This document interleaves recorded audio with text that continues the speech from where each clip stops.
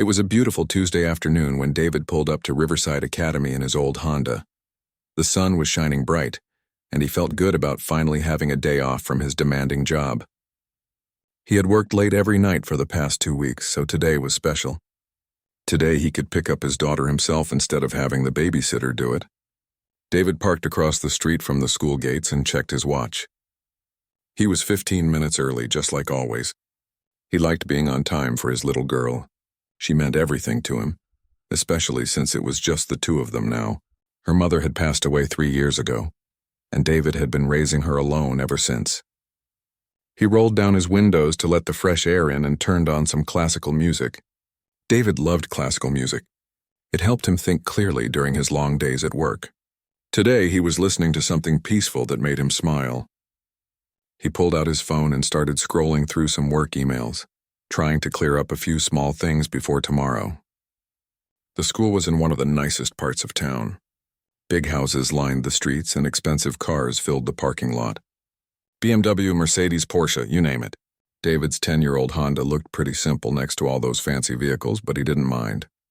He had worked hard to afford his daughter's education at this school, and that's what mattered to him. Other parents started arriving around the same time. Most of them drove up in their shiny SUVs and luxury cars. David noticed that he was one of the few black parents at pickup time. Actually, he might have been the only one today. But this didn't bother him much.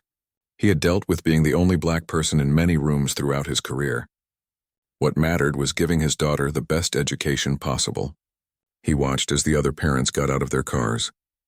They were dressed in expensive clothes, designer outfits, fancy jewelry, and shoes that probably cost more than most people's monthly rent. David looked down at his own clothes. He was wearing his favorite jeans and a comfortable hoodie. It was his day off, after all. He wanted to be comfortable when he spent time with his daughter. A few of the parents waved at each other and started chatting by the school entrance. They seemed to know each other well, probably from PTA meetings and school events.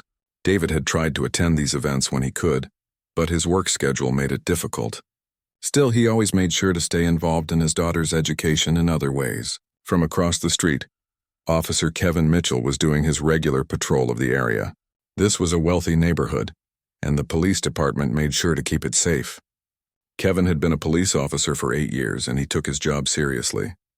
He believed in protecting and serving the community. As Kevin drove slowly down the street, something caught his attention.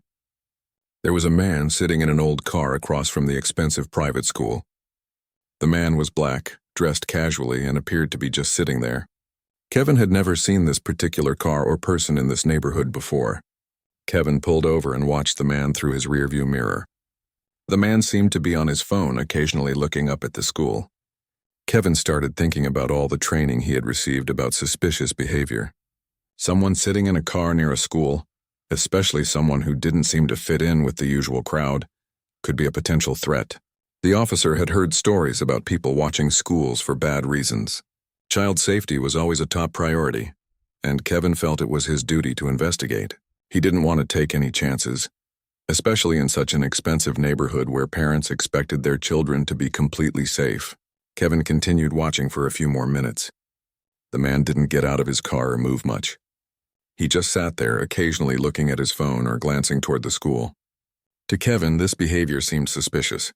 Why would someone just sit in their car outside a private school if they didn't belong there?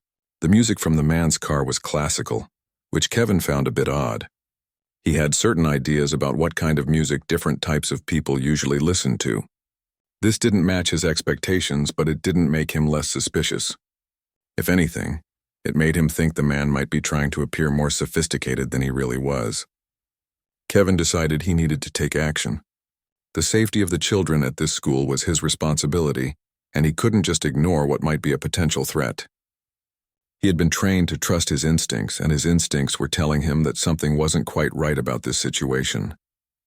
As more parents arrived for pickup time, Kevin noticed how different the man looked compared to everyone else. The other parents belonged here. You could tell by their cars, their clothes, and the way they carried themselves. This man stood out like a sore thumb, and that made Kevin even more concerned. The officer started his car and slowly drove toward the Honda. He had decided that he needed to investigate this situation properly. After all, it was better to be safe than sorry when it came to the safety of children. He had no idea that he was about to make a decision that would change many lives forever. David continued listening to his music, completely unaware that he was being watched. He was thinking about what he and his daughter might do together this evening. Maybe they could go to the park, or perhaps she would want to work on her science project. These were the simple moments that made all his hard work worthwhile. The afternoon sun felt warm through his car windows, and David felt grateful for this peaceful moment. Little did he know that his peaceful afternoon was about to turn into something he would never forget. Officer Kevin Mitchell took a deep breath and made his decision. He couldn't just sit there and watch anymore. If something was wrong, he needed to find out. If nothing was wrong, then at least he would have done his job properly. He started his patrol car and slowly drove toward the Honda. David was reading an email about an upcoming case when he heard a car pulling up behind him. He looked in his rearview mirror and saw a police car. His heart sank a little, but he tried to stay calm. This had happened to him before, unfortunately. Being a black man in certain neighborhoods sometimes attracted unwanted attention from law enforcement. Kevin parked his car and got out slowly. He adjusted his uniform and walked toward David's car with confident steps. His hand naturally rested near his belt, a habit he had developed over years of police work. He had been trained to always be ready for anything, even during what seemed like routine stops. As Kevin approached the driver's side window, David turned off his music and rolled down the window completely. He wanted to show that he had nothing to hide and was willing to cooperate. David had learned long ago that the best way to handle these situations was to remain calm and respectful, no matter how frustrated he might feel inside. "Good afternoon," Kevin said, leaning down slightly to look into the car. "I'm Officer Mitchell. Can I ask what you're doing here today?" David looked up at the officer with a polite expression.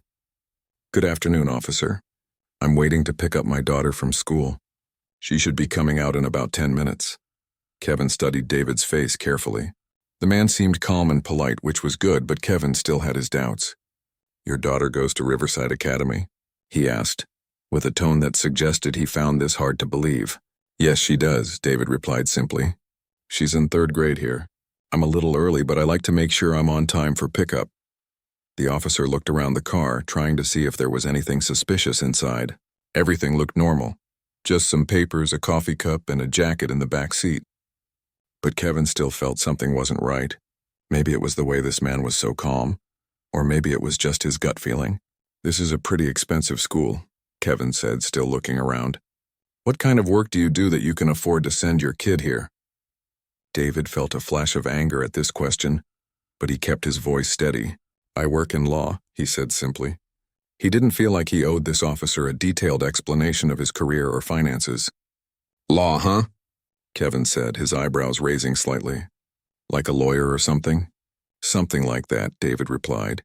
He was getting tired of this conversation, but he knew that showing irritation would only make things worse. Kevin didn't like how vague the man was being. In his experience, people who had nothing to hide were usually more open about what they did for work. "Can I see some identification, please?" he asked, his voice becoming more serious. David reached slowly for his wallet, making sure to keep his movements clear and visible. He had been through this routine before, and he knew that sudden movements could be misinterpreted. He pulled out his driver's license and handed it to the officer. Kevin looked at the license carefully. The name was David Johnson, and the address was from a nice neighborhood about 20 minutes away. Everything seemed to be in order, but Kevin still felt suspicious. "Why don't you park in the school parking lot like the other parents?" he asked. "I prefer to park across the street," David said. "It's easier to get out when pickup is over, and I don't have to wait in the long line of cars." This answer seemed reasonable, but Kevin wasn't satisfied. "Have you been hanging around this school before? Some of the neighbors have reported seeing someone matching your description in the area." David knew this was probably not true, but he didn't want to accuse the officer of lying. "I pick up my daughter here every day that I can," he said. "Usually my babysitter does it because I work late, but today I had some free time." By now, some of the other parents had started to notice what was happening. A few of them had stopped their conversations and were looking over at David's car. Some were whispering to each other, and David could feel their eyes on him. This was embarrassing, but he tried not to let it show. Kevin noticed the attention they were getting too, but it didn't bother him. He was just doing his job, and if people wanted to watch, that was their business. "I'm going to need you to step out of the car, sir," he said, his voice becoming more official. "Is there a problem, officer?" David asked. "I've shown you my ID and I've explained why I'm here. I'm just waiting for my daughter." "Just step out of the car, please," Kevin repeated, his hand moving closer to his belt. "I need to make sure everything is okay here." David felt his stomach tighten. This was escalating in a way that made him very uncomfortable. But he also knew that refusing to get out of the car would only make things much worse. "Officer, I don't understand why I need to get out of the car. I haven't done anything wrong." "Sir, I'm not going to ask you again," Kevin said, his voice getting harder. "Please step out of the vehicle now." David looked around and saw that more parents were watching now. Some of them had their phones out, and he wondered if they were recording what was happening. Part of him hoped they were in case he needed evidence later of how he was being treated. Slowly, David opened his car door and got out. He was tall and well-built, which seemed to make Kevin a bit more tense. David kept his hands visible and tried to appear as non-threatening as possible, even though he was starting to feel angry about the whole situation. "Is there a weapon in the car?" Kevin asked, stepping back slightly to give himself more room. "No, there is no weapon in my car," David said firmly. "Officer, I really don't understand what this is about. I'm just a father waiting to pick up his daughter from school." Kevin looked at David carefully, still not convinced. There was something about this whole situation that didn't sit right with him. Maybe it was the expensive school, or the way the man stayed so calm, or just the fact that he looked so different from all the other parents. Whatever it was, Kevin felt like he needed to investigate further. "I'm going to need to search your vehicle," Kevin announced, reaching for his radio to call for backup. David's heart started beating faster. This was going way too far, and he knew he had to stand up for his rights even if it made the situation more difficult. "Officer, I do not consent to a search of my vehicle," he said clearly and calmly, and that's when Kevin knew for sure that this man was hiding something. When David said he didn't consent to the search, Officer Kevin Mitchell felt his suspicions grow even stronger. In his mind, innocent people didn't refuse searches.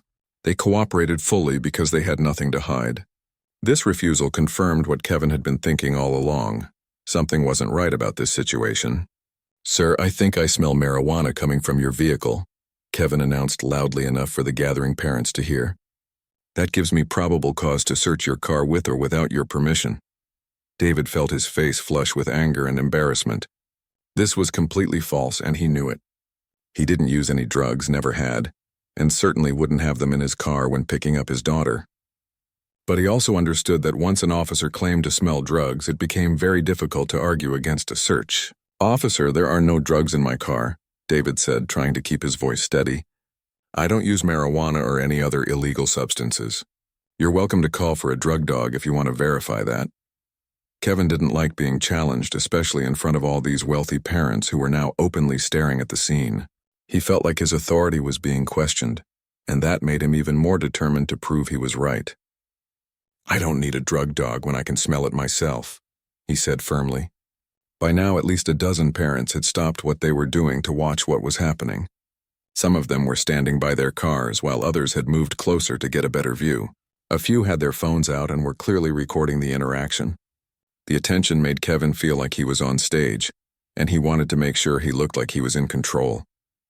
David noticed the phones and felt a mix of relief and worry. Relief because there would be evidence of how he was being treated, but worry because his daughter would soon come out of school and see all of this. The last thing he wanted was for her to be scared or embarrassed. "I'm calling for backup," Kevin announced, reaching for his radio. "I have an uncooperative suspect who's refusing to comply with a lawful search." "This is Unit 47, Kevin spoke into his radio. "I need backup at Riverside Academy. I have a suspicious individual who's refusing to cooperate with an investigation." David couldn't believe what he was hearing. Suspicious individual? Uncooperative suspect? All he had done was wait for his daughter and politely answer questions. Now he was being treated like a criminal in front of his daughter's school community. "Officer, I've answered all your questions politely," David said, making sure his voice was loud enough for the recording phones to pick up. "I've shown you my identification and I've explained why I'm here. I have the right to refuse a search of my vehicle, especially when there's no legitimate reason for one." Kevin didn't like being lectured about rights, especially by someone he considered suspicious. "You can talk about your rights all you want," he said, "but I'm conducting a legitimate investigation here, and you're going to cooperate whether you like it or not." One of the parents, a woman named Linda who had seen David at school events before, stepped forward. "Excuse me, officer," she said politely. "I think there might be some confusion here. This gentleman is a parent at our school. I've seen him at several school functions." Kevin turned to look at Linda with annoyance. He didn't appreciate civilians getting involved in police business.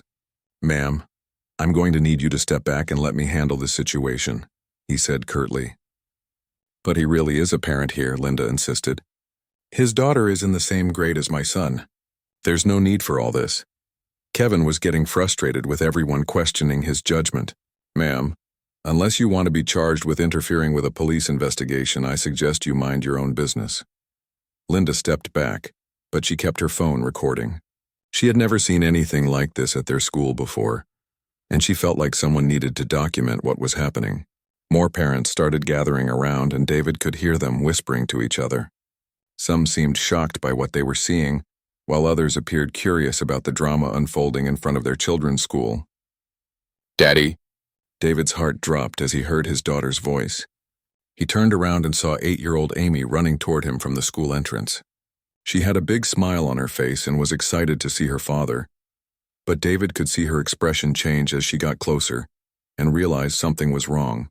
"Amy, stay back for a minute, sweetheart," David called out gently, trying not to let his worry show in his voice. But Amy kept running toward him. She could see the police officer and all the people watching, and she didn't understand what was happening. "Daddy, why is everyone looking at us?" she asked as she got closer. Kevin looked at the little girl and felt a moment of uncertainty. She was clearly well-dressed in her school uniform, and she obviously knew the man. But Kevin had committed to this course of action, and he felt like backing down now would make him look weak in front of all these parents. "Is this your daughter?" Kevin asked David, though the answer was obvious. "Yes, this is my daughter Amy," David replied, putting his arm around her protectively. "She goes to school here, just like I told you." Amy looked up at the police officer with confusion and a little bit of fear. "Daddy, are you in trouble?" she asked quietly. David's heart broke hearing his daughter's worried voice. This was exactly what he had hoped to avoid. "No, sweetheart, Daddy's not in trouble. There's just been a little misunderstanding." Kevin felt uncomfortable with the child there, but he also felt like he had gone too far to stop now. "I still need to verify that she's actually your daughter," he said, though he knew how ridiculous that sounded. "How exactly do you plan to verify that?" David asked, his patience finally starting to wear thin. "Would you like to see her birth certificate? Her school records? Or maybe you'd like to call the school office?" Before Kevin could answer, another voice joined the conversation. "Officer, is there a problem here?" Everyone turned to see Mrs. Patricia Henderson, the school principal, walking toward them. She had noticed the commotion from her office window and decided to investigate. Mrs. Henderson was a small, dignified woman in her 50s who commanded respect from everyone at the school. "Ma'am, I'm conducting an investigation," Kevin said, trying to sound professional. "I don't need any civilian interference. This is happening on school property, so it very much is my business," Mrs. Henderson said firmly. "And I can confirm that this is indeed David Johnson, one of our parents. His daughter Amy is a student here." Kevin felt cornered. Everyone seemed to be against him, and he was starting to realize that maybe he had made a mistake. But he had called for backup, and he knew other officers would be arriving soon. He couldn't just walk away now without looking foolish. "I appreciate the information," Kevin said stiffly, "but I still have reasonable suspicion that warrants investigation." Mrs. Henderson looked at David with concern, and then at little Amy, who was clearly scared by everything happening around her. "Mr. Johnson, is there anything I can do to help resolve this situation?" David looked down at his daughter and then at all the parents who were still watching and recording. He thought about his position, his reputation, and his daughter's well-being. He also thought about all the other parents who might face similar situations, but wouldn't have the same resources to fight back. "Just document everything, Mrs. Henderson," David said quietly. "Make sure this is all properly documented." In the distance, they could hear sirens approaching. Kevin's backup was on the way, and David knew this situation was about to get much more complicated. Little Amy pressed closer to her father, scared by the sounds and the crowd of people around them. The next few minutes would change everything for everyone involved. The sound of sirens grew louder as 2 more police cars pulled up to the scene. Amy grabbed onto her father's hand tightly, her small fingers squeezing his as she watched the officers get out of their cars.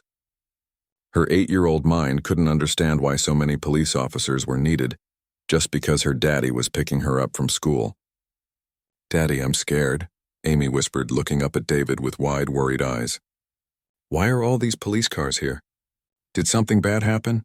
David knelt down to Amy's level, trying to shield her from the chaos around them while staying calm himself. "Everything's going to be okay, sweetheart," he said softly. "Sometimes grown-ups have misunderstandings, but it'll all work out." Officer Kevin Mitchell felt relieved when he saw his backup arrive.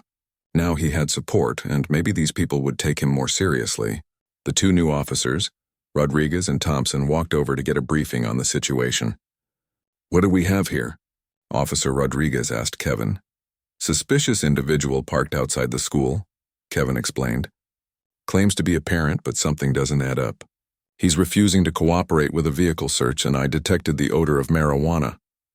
Amy heard the word suspicious and turned to look at the police officers with confusion. "My daddy's not suspicious," she said loudly, surprising everyone. "He's my daddy, and he picks me up from school lots of times." Officer Rodriguez looked down at the little girl and then at David. The family resemblance was obvious. They had the same eyes and the same smile. The child was clearly comfortable with the man and genuinely upset about what was happening. "Officer Mitchell," Rodriguez said quietly, "are you sure about this? The kid obviously knows him." Kevin felt defensive. "Kids can be coached," he said. "And just because she knows him doesn't mean he belongs in this neighborhood." Mrs. Henderson, who had been watching everything unfold, stepped forward again. "Officers, I'm the principal of this school, and I can absolutely confirm that this is one of our parents. David Johnson has been part of our school community for 2 years. His daughter Amy is in Mrs. Foster's 3rd grade class." Amy nodded enthusiastically. "Yes, Mrs. Foster is my teacher, and she's really nice. And my daddy comes to parent-teacher conferences and everything." Some of the other parents who had been watching started speaking up too. "Officer, I've seen this man at school event," called out one mother. "He was at the science fair last month." "He helped with the book drive," added another parent. "His daughter sold the most books in her grade." Officer Thompson looked around at all the parents vouching for David and started to feel uncomfortable about the situation. In his 5 years on the force, he had rarely seen this many witnesses contradicting an officer's suspicions. But Amy wasn't finished defending her father. She let go of David's hand and marched right up to Officer Kevin Mitchell, her school backpack bouncing with each determined step. Despite being scared, she was also angry that someone was being mean to her daddy. "You're being mean to my daddy for no reason," Amy said, looking up at Kevin with the fearless honesty that only children possess. "He didn't do anything bad. He just came to pick me up like he always does when he doesn't have to work late." Kevin looked down at the little girl and felt a strange mix of emotions. She was clearly a good kid, well-spoken, well-dressed, and obviously loved her father very much. But Kevin had committed to this course of action, and admitting he was wrong now would be embarrassing in front of everyone. "Little girl, you need to step back and let the adults handle this," Kevin said, though his voice was softer than it had been before. "My name is Amy, not little girl," she replied with the kind of confidence that comes from being raised by a loving parent. "And I know my daddy didn't do anything wrong because my daddy is a good person who helps people." David felt proud of his daughter's courage, but he was also worried about her getting too involved. "Amy, come back here, sweetheart," he called gently. But Amy had more to say. She turned to address all the parents who were watching. "My daddy works really hard so I can go to this school," she announced. "He reads me stories every night, and he helps me with my homework, and he makes the best pancakes on Saturday mornings." Some of the parents smiled at Amy's passionate defense of her father. A few of them started looking at the police officers with disapproving expressions, clearly feeling that this situation had gone too far. Linda, the parent who had first spoken up, stepped forward again. "Officers, this is getting ridiculous. This is clearly a father and daughter. They obviously belong here. And you're traumatizing a child for no good reason. Ma'am, we appreciate your input, but we have procedures to follow," Officer Rodriguez said, though he was starting to have serious doubts about the whole situation. Mrs. Henderson decided to take more direct action. She pulled out her phone and started making a call. "I'm calling the school district's security office," she announced. "They need to know what's happening on our campus." Kevin realized that things were spiraling out of his control. What had started as a simple investigation was now becoming a major incident with multiple witnesses, a school principal making official calls, and a distressed child who was clearly innocent of any wrongdoing. "Daddy, why won't they listen?" Amy asked, running back to David and hugging his leg. "I told them you're a good person, but they're still being mean." David picked up his daughter and held her close. "Sometimes, Amy, people make mistakes," he said carefully. "Even grown-ups make mistakes sometimes. The important thing is that we stay calm and tell the truth." Officer Thompson walked over to Kevin and spoke quietly. "Maybe we should just let this go," he suggested. "We've got multiple witnesses saying he belongs here. The principal vouching for him, and his kid is clearly upset." "What's the probable cause here?" Kevin felt trapped. He couldn't admit that his only real suspicion was that David looked different from the other parents. He couldn't say that a black man in an expensive neighborhood had seemed suspicious to him. Those weren't things he could say out loud, especially with everyone recording.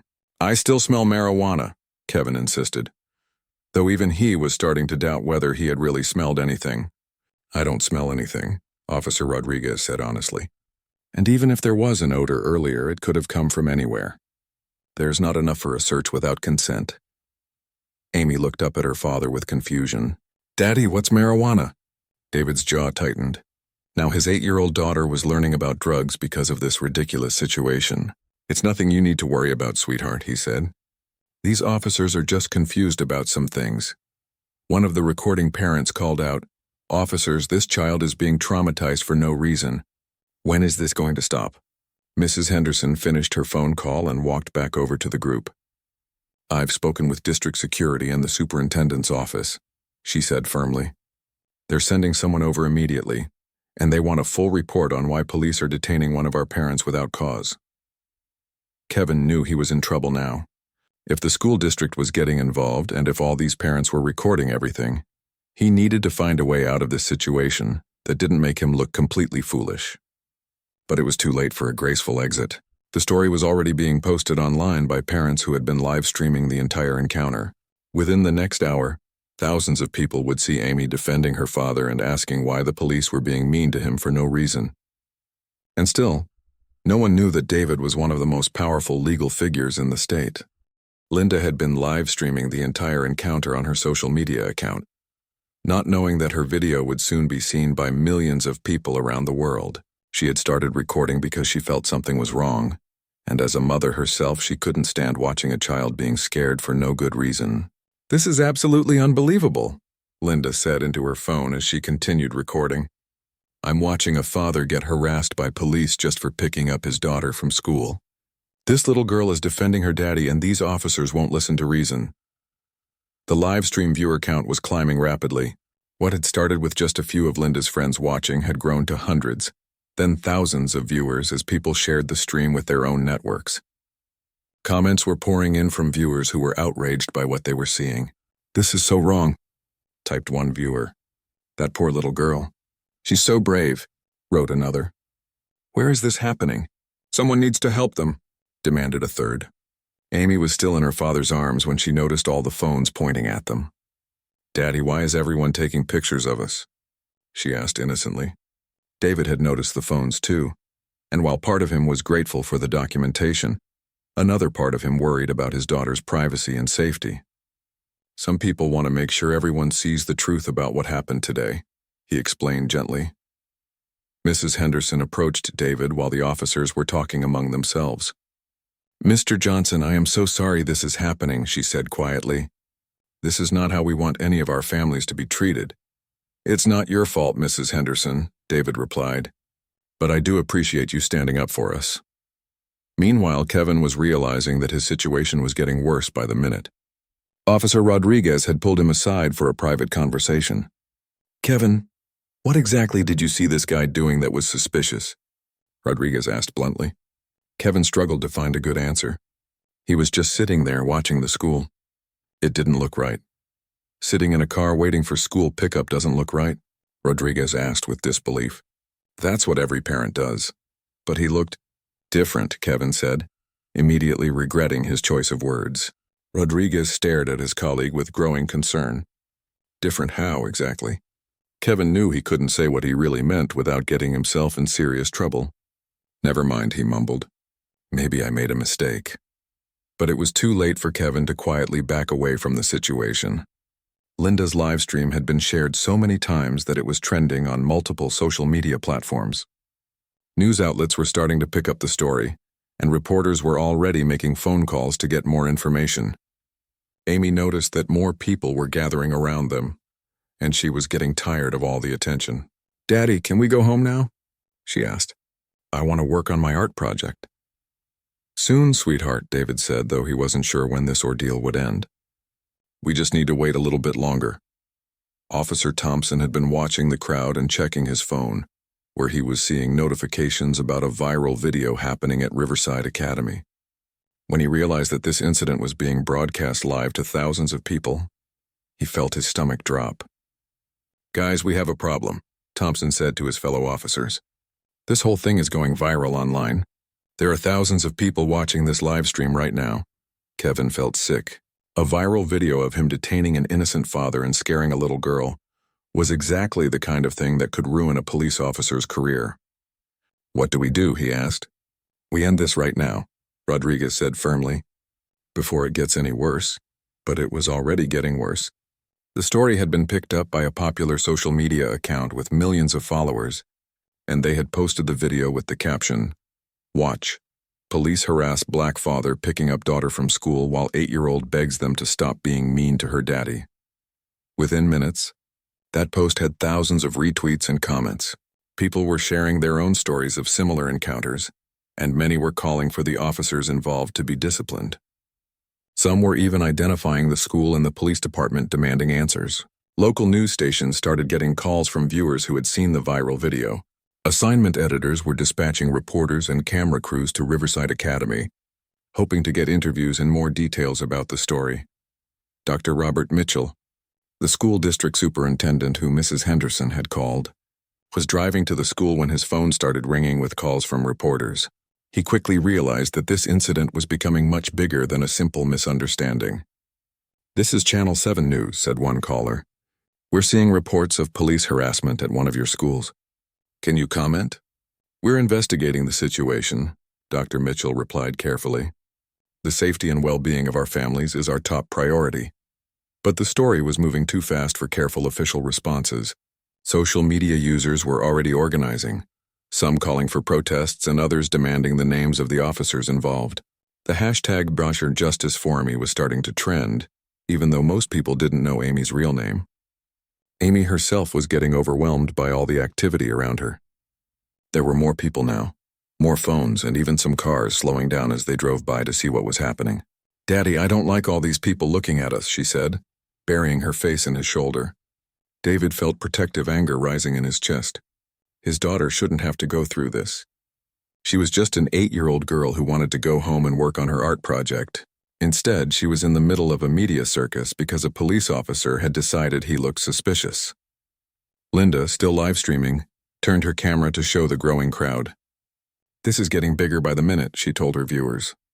"More people are showing up, and I think I see a news van coming down the street." Indeed, the first news crew was arriving. Channel 7's van pulled up just as Dr. Mitchell arrived at the school. Reporter Jessica Chen and her cameraman quickly set up their equipment and started filming the scene. "Good evening. This is Jessica Chen reporting from Riverside Academy, where we're following a developing story about a police encounter involving a parent and his young daughter," she said into the camera. "As you can see behind me, there's quite a crowd gathered here, and this all started with what witnesses say was a routine school pickup." Kevin realized that his worst nightmare was coming true. Not only was this being broadcast live on social media, but now the local news was here too. His name and face would soon be known by everyone in the city. "We need to wrap this up right now," Rodriguez told Kevin urgently, "before the news crews start interviewing people." But David had made a decision. He had remained silent about his identity, wanting to see how the situation would be handled if he were just another citizen. Now he realized that his silence had allowed the situation to spiral out of control, and his daughter was paying the price. It was time for everyone to learn exactly who they had been dealing with. "Officers," David said calmly, still holding Amy in his arms, "I think it's time we had a proper conversation about who I am and what's happening here." Kevin looked at David with confusion. There was something different about the man's tone now, something that suggested David had been holding back important information. "What do you mean?" Kevin asked, though he had a sinking feeling that he was about to learn something that would make this situation much, much worse for him. David set Amy down gently and reached into his wallet again, but this time he pulled out a different card. It wasn't his driver's license. It was his official identification card that bore the seal of the state and his title, Chief Justice of the State Supreme Court. He handed the card to Officer Rodriguez, who looked at it for a moment before his face went completely pale. Rodriguez blinked several times, looked at the card again, then looked at David, then back at the card. His hand started shaking slightly. "Oh no," Rodriguez whispered, barely audible. "Oh no, no, no." Officer Thompson saw Rodriguez's reaction and moved closer to see what was on the card. When he read it, his eyes went wide with shock and fear. "Kevin," he said urgently. "Kevin, you need to see this right now." Kevin walked over, still not understanding what was happening. When Rodriguez showed him the identification card, Kevin felt like the ground had disappeared from under his feet. He stared at the card for several long seconds, his brain struggling to process what he was seeing. Chief Justice David Johnson, the highest-ranking judge in the entire state, the man who oversaw the state's entire court system, the man who had the power to influence policies that affected every police department in the state. Kevin had just spent the last 30 minutes treating him like a criminal in front of dozens of witnesses and news cameras. "Sir," Rodriguez said to David, his voice shaking with nervousness, "I am so sorry. We had no idea who you were." David looked at Rodriguez with a calm but serious expression. "And should that matter, officer?" he asked quietly. "Should any citizen be treated differently based on their job title?" Amy looked up at her father with curiosity. She didn't understand what was happening, but she could tell that the police officers were acting very differently now. "Daddy, why do they look scared now?" she asked innocently. "Sometimes people realize they've made mistakes, sweetheart," David explained gently. Kevin felt like he was going to be sick. Everything he had done for the past half hour was wrong, but now it was infinitely worse because he had done it to one of the most powerful people in the state's legal system. His career was over. His life was over. "Chief Justice Johnson," Kevin stammered, I didn't know. You were just what, officer?" David asked calmly. "Doing your job? Is this how you normally do your job?" The news reporters who had arrived were frantically trying to figure out what was happening. They could see that the police officers were acting completely differently, and they sensed that something big had just been revealed. Dr. Mitchell, the school superintendent, overheard the conversation and felt his own moment of shock. He had known David was a successful lawyer, but he had no idea that he was the Chief Justice. Now he understood why David had always been so calm and measured in his interactions with the school. The man literally wrote legal opinions that affected the entire state. Mrs. Henderson approached David with deep concern. "Chief Justice Johnson, I am so incredibly sorry about what happened here today. This is not how we want any of our families treated, and especially not—" David held up his hand to stop her. "Mrs. Henderson, please don't apologize for something you didn't do. You handled this situation perfectly. You stood up for what was right, regardless of who I am." Linda, who was still live streaming, realized that something major had just happened, even though she couldn't hear the quiet conversation. "Something's changed," she told her viewers, who now numbered in the tens of thousands. The police officers looked completely different now, like someone just told them something important. Officer Rodriguez pulled out his radio with trembling hands. "This is Unit 23, he said quietly. "I need to speak with the chief immediately. We have a situation at Riverside Academy." "What kind of situation?" came the response from dispatch. Rodriguez looked around at all the cameras and witnesses. "I can't discuss it over the radio. The chief needs to come here right away." Kevin was starting to panic. He could see his entire future disappearing before his eyes. 8 years on the force, a good record. Plans to make sergeant. All of it gone because he had decided that a black man in a nice neighborhood looked suspicious. "What do we do?" Kevin asked Rodriguez desperately. We follow proper procedure, Rodriguez replied firmly. We document everything that happened. We tell the truth and we face the consequences. David noticed Kevin's panic and felt a complex mix of emotions. Part of him was angry about how he and Amy had been treated. Part of him was sad that this kind of thing still happened in 2025.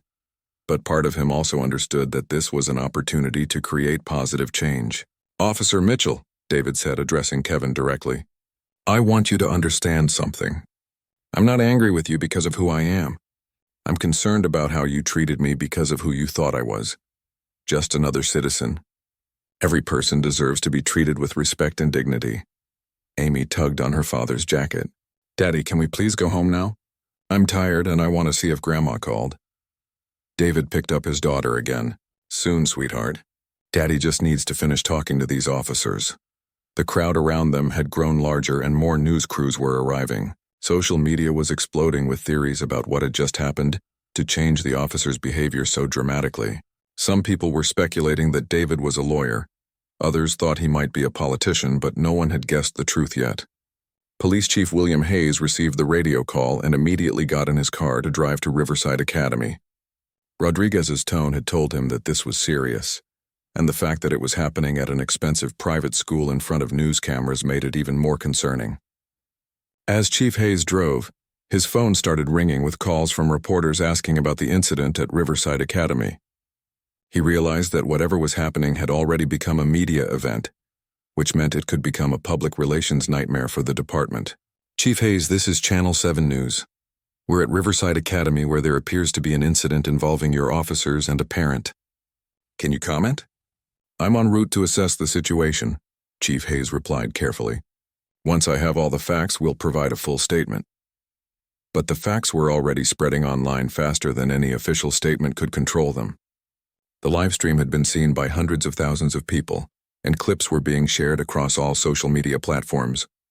Justice for Amy was trending nationally now, with people around the country expressing outrage at what they had witnessed. David looked around at all the cameras and crowds and made a decision. He could continue to handle this quietly, or he could use this moment to address a larger issue. As Chief Justice, he had always tried to stay above political controversies, but this wasn't political. This was about justice and equal treatment under the law. Officers, David said formally, I want you to know that I don't intend to use my position to avoid accountability for what happened here today. In fact, I want this incident investigated thoroughly, just as it would be for any other citizen. Kevin looked confused. Wasn't David going to use his power to make this go away? Wasn't that how things worked? Sir, I don't understand, Kevin said. David adjusted Amy in his arms and looked directly at Kevin. Officer Mitchell, the Constitution doesn't have different rules for different people. Everyone deserves equal protection under the law, whether they're a Chief Justice or a construction worker. If you did something wrong today, you should face the same consequences you'd face if I were anyone else. And with those words, David Johnson made it clear that this incident was about to become much bigger than anyone had imagined. Police Chief William Hayes arrived at Riverside Academy to find a scene that was far worse than he had imagined. There were news crews, dozens of onlookers, and in the middle of it all, his officers looking like they had seen a ghost. When Officer Rodriguez quietly showed him David's identification card, Chief Hayes felt his stomach drop to his feet. How long has this been going on? Chief Hayes asked, trying to keep his voice calm. About 45 minutes, sir, Rodriguez replied. And it's been live-streamed the entire time. Chief Hayes looked around at all the cameras and witnesses, then at little Amy, who was still clinging to her father. This was a disaster of epic proportions, and he knew it would only get worse once the media learned who David really was. Chief Justice Johnson, Hayes said, approaching David with obvious respect and concern. I cannot begin to express how sorry I am about this incident. This is not how our department operates, and I want to assure you that we will investigate this thoroughly. David looked at Chief Hayes calmly. Chief Hayes, I appreciate your concern, but I want to be very clear about something. I don't want special treatment because of my position. I want this investigated exactly as it would be for any other citizen who was wrongfully detained. Amy looked up at her father, then at the police chief. Are you the boss of the mean policeman? She asked with the direct honesty that only children possess. Chief Hayes looked down at Amy with a sad expression. Yes, sweetheart, I am. and I'm very sorry that you were scared today. He was mean to my daddy for no reason, Amy said firmly. My daddy didn't do anything wrong. Chief Hayes felt his heart break a little. This child had been traumatized because one of his officers had made assumptions based on race and appearance. It was exactly the kind of incident that the department had been working hard to prevent. The media attention was intensifying by the minute. National news outlets had picked up the story, and reporters from major networks were already booking flights to cover what was being called the most significant police accountability story of the year. Kevin stood off to the side, knowing that his life as he knew it was over. Other officers from the department had arrived and were looking at him with a mixture of disappointment and anger. He had not only embarrassed himself, but he had embarrassed the entire department on a national stage. "Mitchell," Chief Hayes called out, "I need to speak with you privately." Kevin walked over slowly, his legs feeling like jelly. He knew what was coming. "Officer Mitchell, you are suspended immediately pending a full investigation," Chief Hayes said formally. "You need to turn in your badge and weapon right now." Kevin removed his badge with shaking hands and gave it to the chief, along with his service weapon. 8 years of police work ended in that moment, in front of news cameras and hundreds of witnesses. David watched this exchange and felt a complex mix of emotions. He didn't take pleasure in seeing Kevin's career end, but he also knew that accountability was necessary for justice and change. "Daddy," Amy whispered, "why does that policeman look so sad now?" "Because he realized he made a big mistake, sweetheart," David explained gently. "Sometimes when we make mistakes, there are consequences." Dr. Mitchell, the school superintendent, approached David with obvious concern. "Chief Justice Johnson, on behalf of the entire school district, I want to apologize for what happened on our campus today. We will be reviewing all of our security protocols to ensure this never happens again." "Dr. Mitchell, this incident reflects poorly on the police department, not on the school," David replied. "Your staff, especially Mrs. Henderson, handled this situation exactly right." The live stream that had started it all was still going, and Linda had been providing commentary for her viewers throughout the entire incident. When she learned who David really was, she was shocked. "Viewers, I just learned something incredible," Linda said into her phone. "The father who was being harassed by police today is actually the Chief Justice of our state's Supreme Court. That means he's literally the highest-ranking judge in the state, and they treated him like a criminal just for picking up his daughter." The revelation spread across social media like wildfire. The hashtag Chief Justice incident began trending alongside Justice for Emmy. Legal experts and civil rights advocates started commenting on the significance of the incident. "This shows that racial profiling affects everyone," tweeted one prominent civil rights lawyer. "If this can happen to the Chief Justice, imagine what ordinary citizens face every day." Law enforcement professionals across the country were also weighing in, many expressing embarrassment and concern about how the incident reflected on police departments everywhere. 3 days later, David made a decision that surprised everyone. Instead of staying quiet about the incident, he decided to hold a press conference to address what had happened and its broader implications. The press conference was held at the state courthouse with dozens of reporters and cameras present. David sat at a table with Amy beside him, who had insisted on coming to support her father. "3 days ago, my daughter and I experienced something that unfortunately happens to many families in our community," David began. "I was racially profiled while picking up my daughter from school, detained without cause, and treated as a suspect simply because of my appearance." Amy nodded seriously as her father spoke, occasionally reaching over to pat his hand supportively. "I want to be clear about something," David continued. "This should not have been different because of my position. Every citizen deserves to be treated with dignity and respect by law enforcement, regardless of their race, their neighborhood, or their job title." A reporter raised her hand. "Chief Justice Johnson, will you be taking legal action against the police department?"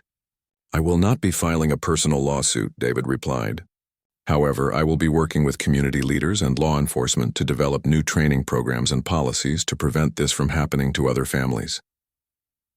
Another reporter asked, "What do you want people to learn from this incident?" David looked down at Amy, who nodded encouragingly. "I want people to understand that racial profiling is still a real problem in 2025. But I also want them to know that change is possible when we work together. when we hold each other accountable, and when we refuse to accept injustice as normal.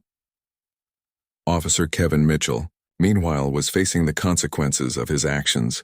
The internal investigation found that he had violated multiple department policies and had engaged in racial profiling. He was terminated from the police force and would never be eligible to work in law enforcement again. But the story didn't end with punishment. David, true to his word, worked with the police department to develop new training programs focused on recognizing and preventing racial bias. Officer Rodriguez and Thompson, who had witnessed the incident, became advocates for reform within the department. 6 months later, the police department had implemented new policies requiring officers to clearly document the specific behavior that justifies any investigative stop. They also instituted regular bias training and community engagement programs. Amy, who had shown such courage in defending her father, became something of a local hero. Her school started a program about standing up for what's right, inspired by her example. Sometimes, David told Amy one evening as they worked on her homework, bad things happen that we can't control, but we can always control how we respond to them. Amy nodded wisely. Like how we made the police learn to be nicer to people? Exactly like that, sweetheart, David smiled. Exactly like that. The incident had been traumatic and unfair, but it had also created an opportunity for positive change that would benefit countless families in the future. And sometimes that's the best outcome you can hope for when justice and injustice collide.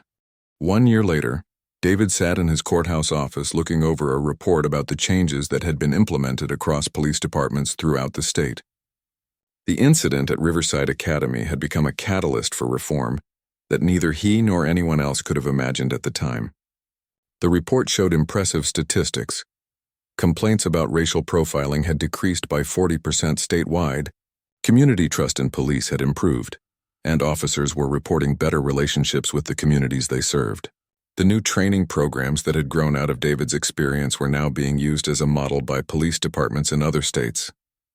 Amy, now 9 years old and in 4th grade, knocked on her father's office door. "Daddy, are you ready to go to the ceremony?" David smiled and closed the report.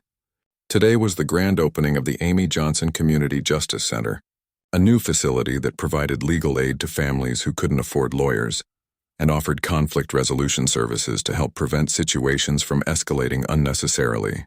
"I'm ready, sweetheart," David said, standing up and straightening his tie. "Are you nervous about your speech?" Amy shook her head confidently. "No, I practiced it with Mrs. Foster yesterday. She said I'm going to do great." The ceremony was being held at Riverside Academy, the same place where everything had started. As David and Amy arrived, they were greeted by a crowd of familiar faces. Mrs. Henderson was there, now serving on the board of the new Justice Center. Dr. Mitchell had become a strong advocate for community policing programs. Even Linda, the parent who had live-streamed the original incident, was there with her family. Chief Hayes approached David with a warm smile. "Chief Justice, thank you for everything you've done to help our department improve. The changes we've made have benefited everyone in our community." "Thank you, Chief Hayes," David replied. "But the real credit goes to all the officers who embraced change and committed to doing better." Officer Rodriguez was also at the ceremony, now serving as the department's community relations coordinator. He had become one of the strongest voices for reform within the police force, using his experience from that day to help train other officers. "Chief Justice Johnson," Rodriguez said, approaching with obvious respect, "I wanted you to know that we use video from that day in our training sessions. It's a powerful reminder of how quickly situations can escalate when we make assumptions." David nodded approvingly. "I'm glad it's being used constructively. That's exactly what we hoped would come from this experience." As they moved toward the podium area, David noticed someone standing off to the side who he hadn't expected to see. It was Kevin Mitchell, the officer who had started the whole incident. Kevin looked nervous and unsure, as if he wasn't certain he should be there. David excused himself and walked over to Kevin. "Officer Mitchell," he said calmly. "It's just Kevin now," Kevin replied quietly. "I'm not an officer anymore." "I know," David said. "How are you doing?" Kevin looked surprised by the question. He had expected anger or coldness from David, not genuine concern. I'm working at a community center now, helping at-risk youth, trying to make up for the mistakes I made." David studied Kevin's face and could see genuine remorse and change. That sounds like meaningful work. Chief Justice Johnson, Kevin said, his voice shaking slightly, I need you to know how sorry I am. Not just for what I did to you, but for what I put your daughter through. I think about it every day. Amy had been listening to the conversation and stepped forward. Are you the policeman who was mean to my daddy? She asked directly. Kevin knelt down to Amy's level. Yes, I am. And I'm very sorry for scaring you that day. I made a big mistake and I've been working hard to become a better person. Amy studied Kevin's face for a moment, then surprised everyone by extending her small hand. My daddy says everyone deserves a second chance if they really try to change. Kevin shook Amy's hand with tears in his eyes. Thank you for forgiving me, Amy. You're a very special little girl. David felt proud of his daughter's compassion and wisdom. It was exactly the kind of response that could help heal communities and build bridges between people. The ceremony began with speeches from various community leaders about the importance of justice, accountability, and working together to solve problems. When it was Amy's turn to speak, she walked to the microphone with confidence. Hi everyone, Amy began, her voice clear and strong. A year ago, something scary happened to me and my daddy. But my daddy taught me that when bad things happen, we can choose to make good things come from them. The crowd listened intently as Amy continued. This new center is going to help families who need lawyers but can't afford them. It's also going to help people solve problems before they get too big. My daddy says that's how we make our community better for everyone. Amy paused and looked directly at the crowd. I learned that it's important to stand up for what's right, even when you're scared. And I learned that everyone deserves to be treated fairly, no matter what they look like or where they come from. The applause was thunderous. Many people in the audience had tears in their eyes as they listened to this remarkable young girl share her wisdom about justice and fairness. After the ceremony, as people mingled and toured the new facility, David reflected on everything that had changed. The incident that had started as one of the worst days of his life had ultimately led to positive changes that would benefit countless families for years to come.